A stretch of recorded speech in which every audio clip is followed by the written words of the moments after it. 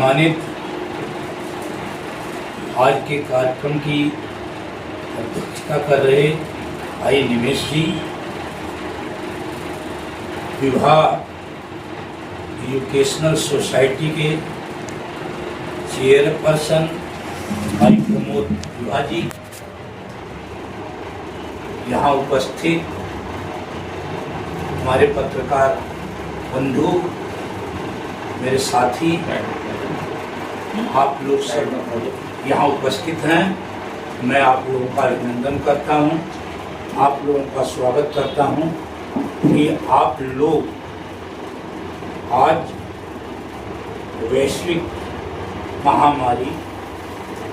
Corona में जिन लोगों ने महत्वपूर्ण भूमिका निभाई है, उन लोगों के लिए आप उन्हें प्रोत्साहित करते हुए सम्मान स्वरूप प्रशस्ति पत्र आपने दिया है। मैं आप लोगों का अभिनंदन करता हूँ। मैं जब यहाँ पर आया, इस प्रांगण में जब पहुँचा, तो मुझे एक अलग तरह की अनुभूति हुई।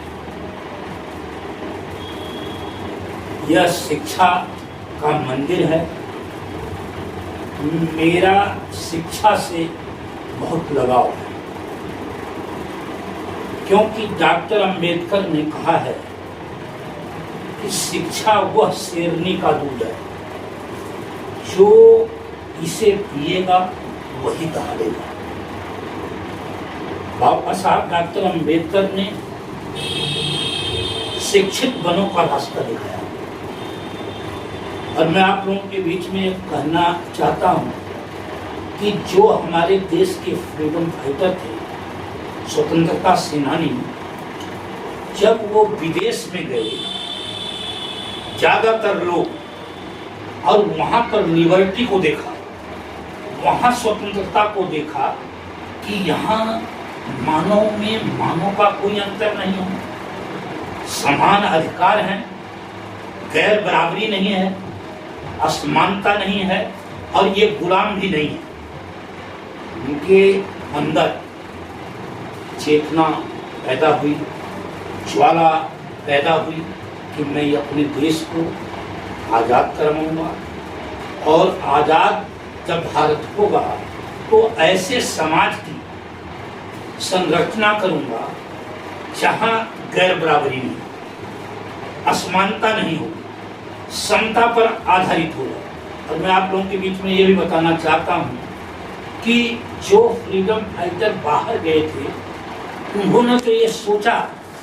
लेकिन जो यहाँ पर क्रांतिकारी थे, जैसे चंद्रशेखर आजाद,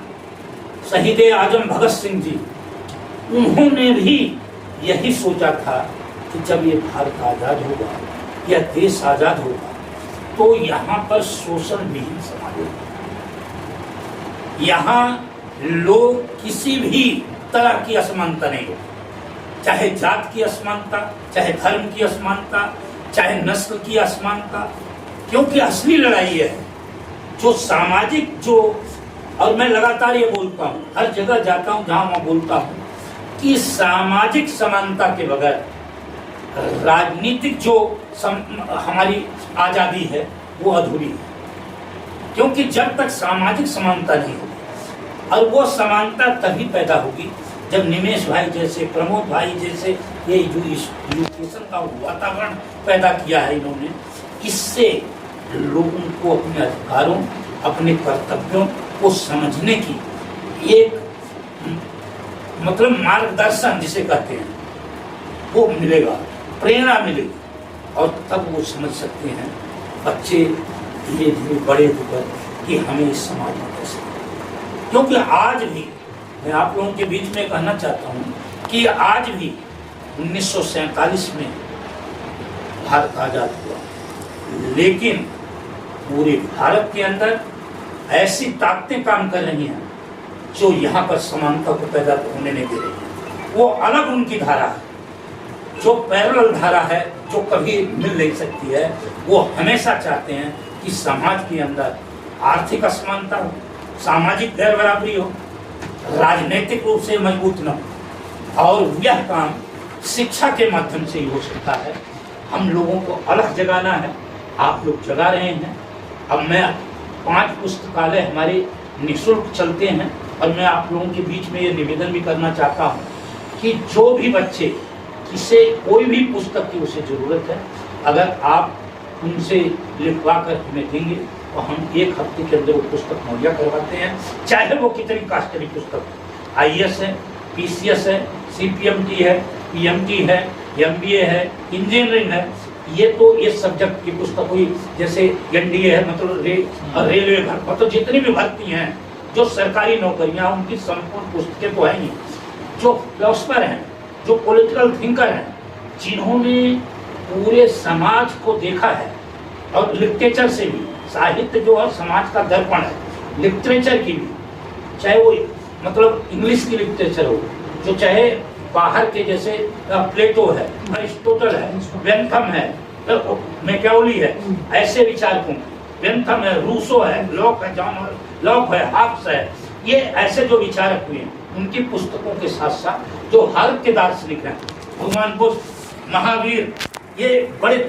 बड़े दार्शनिक हैं, डॉक्टर अंबेडकर, डॉक्टर लोहिया, इन लोगों, जयप्रकाश नारायण, ये जो दार्शनिक हैं, और चाहे वो रामधारी सिंह दिनकर हो,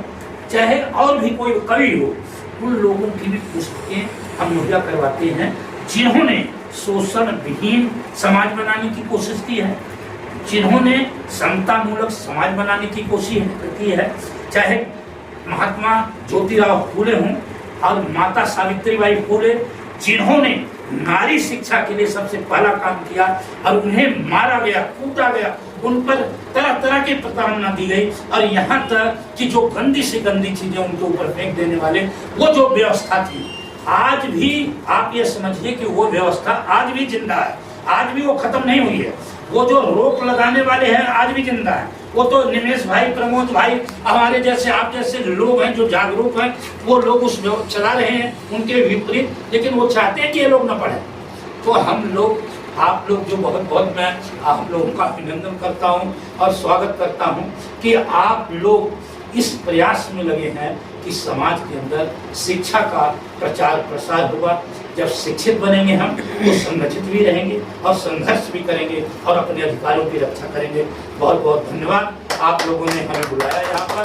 मैं तो अभिभूत हूँ, आभारी हूँ कि मैं भाइयों से मिलने का मौका मिला। ये संख्या की बात नहीं होती है, वैचारिक क्रांति तो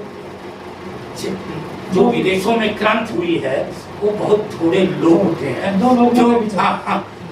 और महात्मा बुद्ध की बात से मैं अपनी बात खत्म करूंगा कि महात्मा बुद्ध ने कहा है कि चलते चलते ही मंदिर बनती है। धन्यवाद।